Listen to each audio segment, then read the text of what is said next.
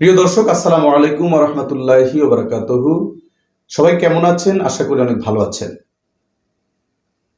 আগামী ত্রায়োদশ জাতীয় সংসদ নির্বাচনকে সামনে রেখে দৈনিক ভোরের কণ্ঠস্বরের আয়োজন নির্বাচনী আলাপ।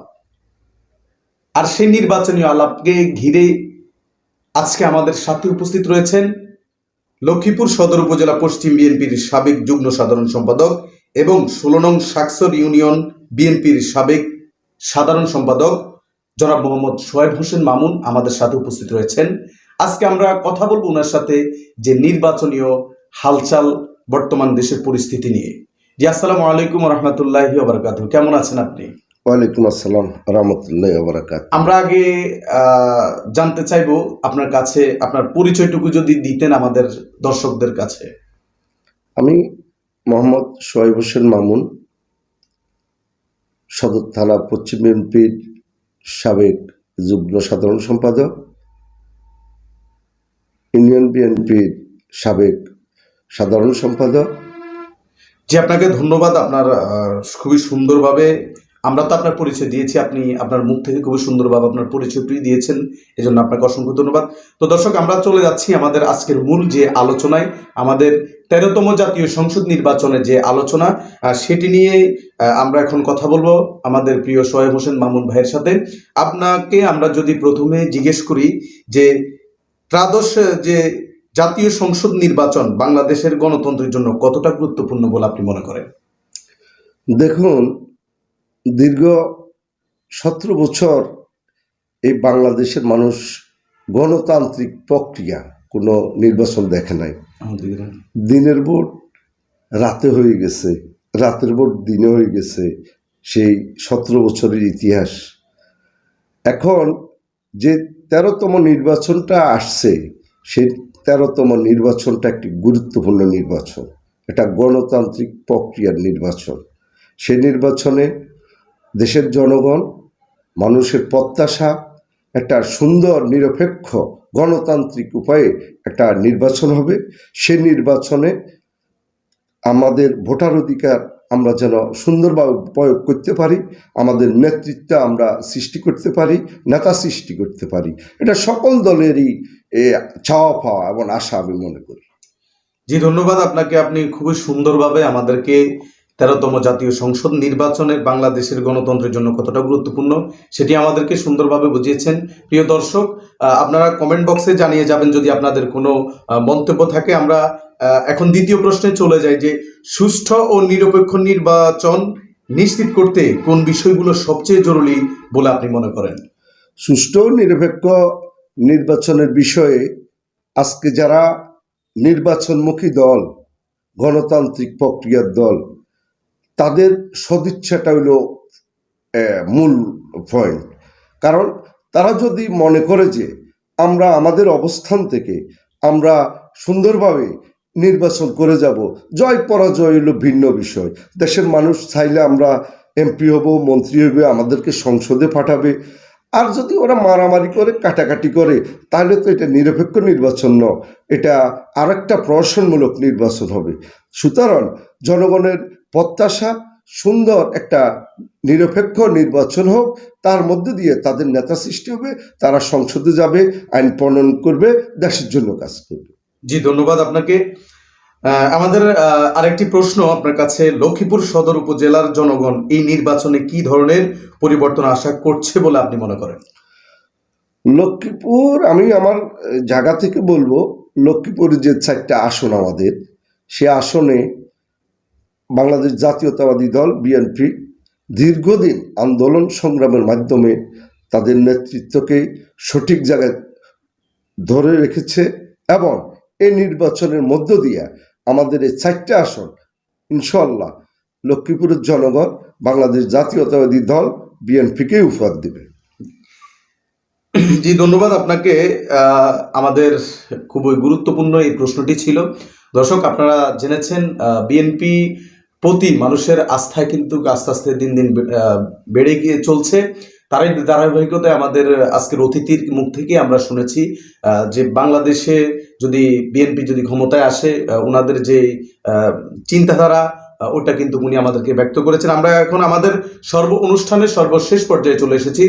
আমরা আপনাদের কাছে যে একবারে লাস্ট প্রশ্ন, সেটি হচ্ছে কেমন বাংলাদেশ দেখতে চান আপনি? না, এটা আমাদের দেশনায়ক তারেক রহমান একটা ওনার পরিকল্পিতভাবে এই দেশে উনি যে হানাহানির রাজনীতি ছিল, কাটাকাটির রাজনীতি ছিল, কেউ কাউকে মানবে না, উনি সকল রাজনৈতিক দলকে ঐক্যবদ্ধ করে একটা সুন্দর সুশীল রাষ্ট্র, সুন্দর রাষ্ট্র গঠনের জন্য উনি সবাইকে গুরুত্ব দিয়ে এই নির্বাচনে অংশগ্রহণ করছেন। ইনশাল্লাহ আগামী নির্বাচনে সবাই মিলে এটা সুন্দর একটি বাংলাদেশ আশা করি আমি, যে বাংলাদেশের মাধ্যমে আমার ভোটার অধিকার আমি প্রয়োগ করতে পারবো, মতামত প্রয়োগ করতে পারবো, সংবাদপত্রের স্বাধীনতা থাকবে, ব্যক্তির স্বাধীনতা থাকবে, এগুলো আমরা আশা করি। এবং আমরা আশা করি যে ইনশাল্লাহ আগামী এই গণতান্ত্রিক প্রক্রিয়া নির্বাচনের মধ্য দিয়ে আমরা একটা সুন্দর দেশ গঠন করতে পারবো। জি, ধন্যবাদ আপনাকে। আমাদের একটু পার্সোনালি আমরা আপনাকে একটা প্রশ্ন করি, সেটি হচ্ছে যে আপনি বিএনপির সাথে সেই বিগত আজকে প্রায় 20 থেকে 25 বছর আপনি সংযুক্ত রয়েছেন। আমরা আপনার রাজনৈতিক ক্যারিয়ার থেকে আমরা কিছু শুনতে চাই। দেখুন, আমি 86 সাল থেকে যখন সামাদ একাডেমিতে পড়ালেখা করি, সেখানে আমি সামাদ একাডেমির ছাত্রদলের ক্রিয়া সম্পাদক ছিলাম। সেখান থেকে আমি বৃহত্তম 16 নং শাকসর ইউনিয়নে, 17 নং শাকসর ইউনিয়নের আমি ছাত্রদলের সভাপতি ছিলাম। পরবর্তীতে আমি যুবদলের যুগ্ম আহ্বায়ক হই। তারপরে আমি ইউনিয়ন বিএনপির সাধারণ সম্পাদক হই। এরপরে আমি থানা বিএনপির জয়েন্ট সেক্রেটারি হয়েছি, আবার যুগ্ম আহ্বায়ক হয়েছি, ইউনিয়ন বিএনপির সাধারণ সম্পাদক হয়েছি। আমি দল করে যাচ্ছি, দলকে ভালোবাসি, এই জন্য দল করি, কিন্তু আমার কেরিয়ারের কোনো আশা আমি করি না। কেরিয়ার দল করলে আমাকে অনেক কিছু দিব, দলের মধ্যে আমার চাওয়া পাওয়া, দলের মধ্যে আমার এত চাওয়া পাওয়া নেই। আচ্ছা, বিগত যে দলের যে একটা আমরা জানি যে বিগত দলের একটি দুঃসময় ছিল, ওই দুঃসময়ের যে একটি ইন্টারেস্টিং ঘটনা আমাদের কাছে যদি আপনি বলেন, তাহলে আমরা আমাদের দৈনিক ভোরের কণ্ঠস্বর খুবই খুশি হবে, যারা অডিয়েন্স রয়েছেন তারা অনেক খুশি হবে যে দলের দুঃসময় আপনার মানুষের অবশ্যই দলের দুঃসময় কোনো না কোনো একটা ভূমিকা মানুষের ভিতরে থাকে। আপনার এরকম কোনো ভূমিকা আছে কিনা আমাদেরকে একটু যদি বলেন দর্শকের উদ্দেশ্যে। আমি দেখছি যখন দলের দুধ দিন, তখন আমি আমার এই অবস্থানের কথা বলছি, এই ইউনিয়নের কথা বলছি, তখন সবাই পালায় পালায় চলতেছে, পুলিশ কখন অ্যারেস্ট করবে, কখন কে অ্যারেস্ট হবে, অ্যারেস্ট আতঙ্ক ছিল, হত্যা গুম খুনের আতঙ্ক ছিল। কিন্তু সেদিনও আমি নির্বিঘ্নে মাঠে ছিলাম, আন্দোলন সংগ্রামে সার্বিক সহযোগিতা করেছি। আন্দোলন সংগ্রামে আমি মিটিং মিছিল যেখানে হয়েছে সেখানে আমি ভূমিকা রেখেছি, মিটিং মিছিলে অংশগ্রহণ করেছি। পক্ষান্তরে একদিন আমাকে পুলিশ এখানে ধরে মারি, ধরেন থানায় নিয়ে গেছে, সেখান থেকে আবার সাহাবে এসেছি। এই জীবনে রাজনীতি করতে গেলে যে কত কিছু পোয়াইতে হয়, কাঠখোট, এগুলো তো বুঝে না আপনারা, এটা তার বলার মতো কিছু রাখে না, কারণ এইভাবে আমাদের বিরোধী দলের সময়গুলো আমরা পার করছি। জি, ধন্যবাদ। আসলে যার কথা বললেন আমাদের সেই প্রিয় একজন রাজনীতিবিদ, সবারই চেনা মুখ, আমাদের সোহেব হোসেন মামুন ভাই আমাদেরকে অনেক ব্যস্ততার মাঝেও আজকে আমাদের নির্বাচনী যে আলাপ, সে আলাপের মধ্যে আজকের এই অনুষ্ঠানে অংশগ্রহণ করে আমাদের দৈনিক ভোরের কণ্ঠস্বর থেকে আপনাকে অসংখ্য ধন্যবাদ এবং অভিনন্দন জানাচ্ছি। প্রিয় দর্শক, আপনারা শুনেছেন যে ওনার রাজনৈতিক যে ক্যারিয়ার, ছোট থেকে ছাত্র দল করেছেন, যুব দল করেছেন, বিএনপি রাজনীতির সাথে সম্পৃক্ত রয়েছেন উনি।